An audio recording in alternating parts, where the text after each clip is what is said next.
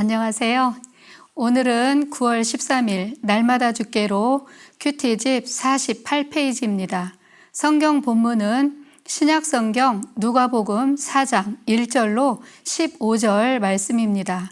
이 말씀을 가지고 성령 충만함을 유지하는 비결이라는 제목으로 큐티 가이드를 시작하겠습니다. 사랑하는 성도 여러분, 성령 충만함을 유지하려면 먼저 성령으로 충만함을 받아야 되겠지요. 그렇다면 성령으로 충만하다는 말은 어떤 뜻일까요? 10리터짜리 그릇이 있다면 성령이 그 10리터 그릇으로 가득 차게 채워진 그런 양적인 것을 의미할까요? 아니지요. 성령은 하나님이십니다. 성령은 숫자적인 그람수나 어떤 그릇에 채우는 양적인 것이 아니라 얼만큼 하나님의 말씀에 순종하며 사느냐에 따라 성령의 충만함을 가늠해 볼 수 있습니다. 오늘 본문의 배경은 예수님께서 공생의 사역을 시작하시기 전에 40일을 금식하고 난 후의 이야기입니다. 예수님께서 요단강에서 세례를 받으신 후 성령의 충만함을 입으셨고 광야에서 40일을 성령에게 이끌리며 마귀에게 여러 가지로 시험을 받으셨습니다. 그런데 그 모든 시험을 말씀으로 다 물리치셨지요. 이런 배경을 가지고 내용 관찰로 들어가 보겠습니다. 첫 번째입니다. 마귀에게 시험을 받으셨던 때에 예수님의 상황은 어떠했습니까? 2절을 보면 마귀에게 시험을 받으시더라. 이 모든 날에 아무것도 잡수시지 아니하시니 날수가 다함에 줄이신지라. 아멘. 예수님은 40일 동안 금식하며 아무것도 잡수지 아니하시고 줄이셨다라고 말씀합니다. 즉 예수님이 육체적으로 가장 연약하고 힘드셨던 때라는 것을 알 수 있지요. 두 번째입니다. 마귀가 예수님에게 천하만국을 보이며 유혹한 것은 무엇입니까? 5절을 보겠습니다. 마귀가 또 예수를 이끌고 올라가서 순식간에 천하만국을 보이며 6절 이르되 이 모든 권위와 그 영광을 내가 네게 주리라. 이것은 내게 준 것이므로 내가 원하는 자에게 주노라.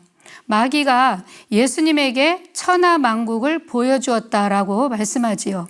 이 천하만국이란 하나님이 지으신 온 세계를 말씀하며 우리 인간들이 사는 이 세상을 지칭합니다.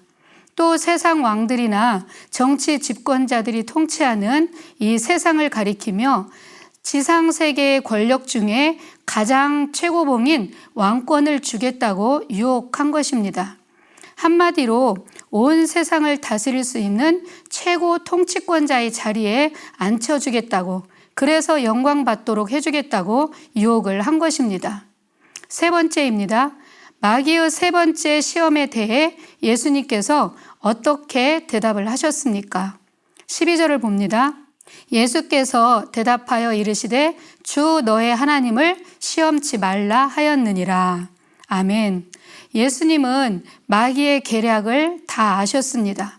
그리하여 마귀의 속임수에 넘어가지 않고 마귀를 대적하여 물리치셨는데 자신의 말로 대적한 것이 아니라 이미 기록된 구약성경 신명기 6장 16절 말씀인 주 너의 하나님을 시험치 말라라는 기록된 말씀을 가지고 물리치셨습니다.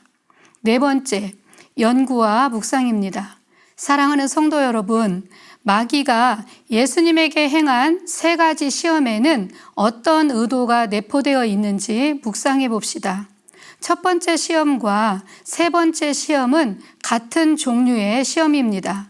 마귀는 잘못된 방법과 잘못된 시기에 예수님이 영광을 취하시도록 부추겼습니다. 먼저 3절입니다.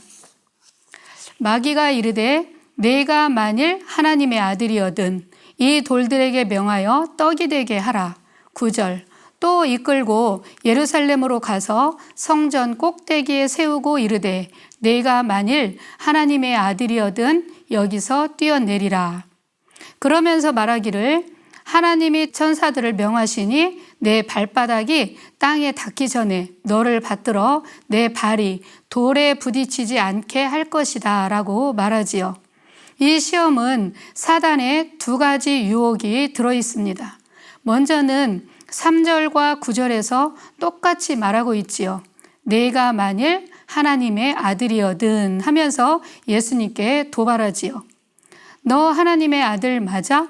너 하나님의 아들이라면 돌을 명하여 짠 하고 떡을 만들어 봐. 그리고 성전 꼭대기에서 짠 하고 뛰어내려 봐. 그러면 천사가 너를 받들어 줄 거야. 그렇게 기적을 보임으로 내가 하나님의 아들이라는 것을 지금 스스로 증명해 봐. 그리고 그것을 통해 폼나게 영광을 얻어봐. 이런 유혹을 하고 있는 것입니다. 우리 예수님은 지금 어떤 상황입니까?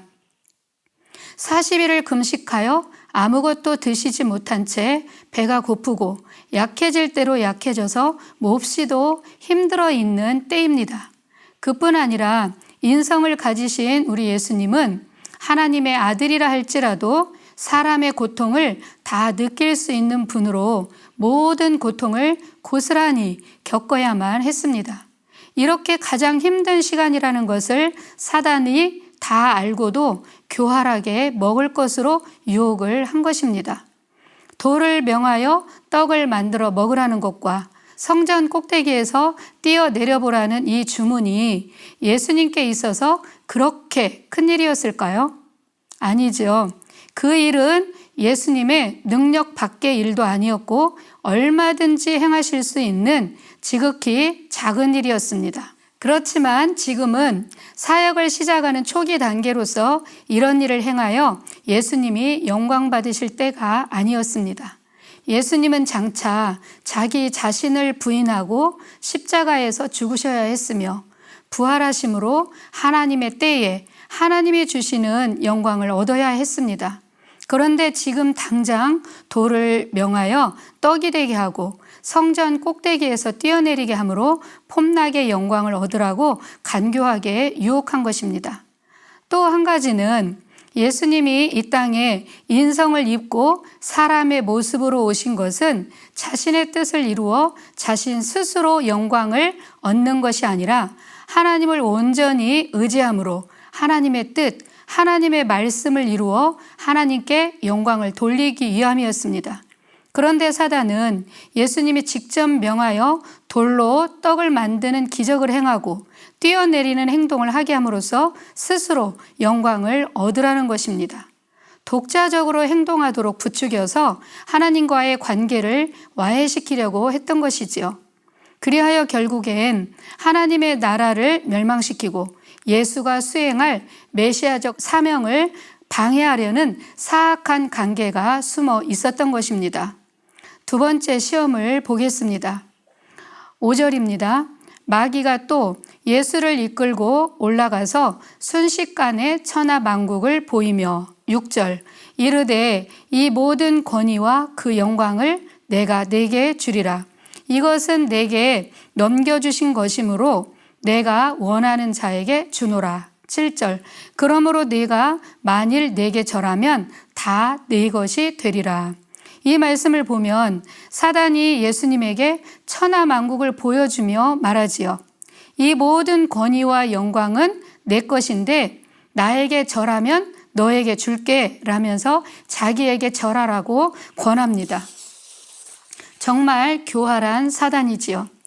원래 이 천하만국은 모두 누구의 것이었을까요? 하나님이 만드신 하나님의 것이었습니다. 그런데 사단이 에덴 동산에서 아담과 하와를 꼬드겨 선악과를 먹게 함으로 하나님과의 관계를 분리시켰고 에덴 동산에서 쫓겨나게 했습니다. 또한 이 사단은 교만해져서 하나님 자리를 넘보다가 하나님 면전에서 쫓겨났지요.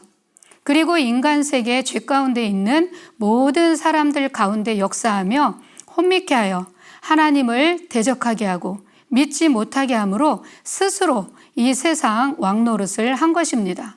그러면서 천하만국이 자기 것이라고 주장합니다.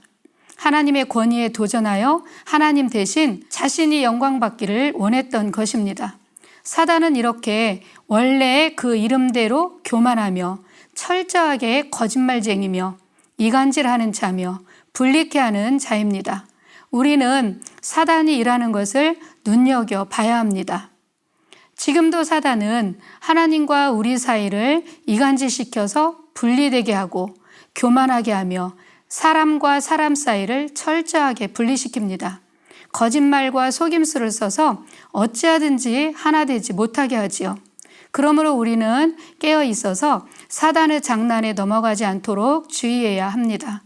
베드로전서 5장 8절을 보면 근신하라 깨어라 너희 대적 마귀가 우는 사자같이 두루다니며 삼킬 자를 찾나니. 아멘. 삶의 적용입니다. 사랑하는 성도 여러분, 우리가 성령의 충만함을 유지하기 위하여 이 아침 우리 자신을 살펴봅시다. 혹시나 하나님 앞에 말씀 앞에서 내 생각이 더 옳은 것처럼 내 생각을 앞세우지는 않는지, 죄의 유혹 앞에 살짝 타협하고 있는 것은 없는지, 하나님께 돌려야 할 영광을 스스로 취하며 자기 자신을 자랑하고 있는 것은 없는지, 하나님의 말씀을 들으면서도 이런 것쯤이야 하면서 자기 주장을 내세우는 것은 없는지를 살펴서 나로 충만한 게 아니라 하나님의 성령으로 충만한 이 하루가 되었으면 좋겠습니다. 아멘.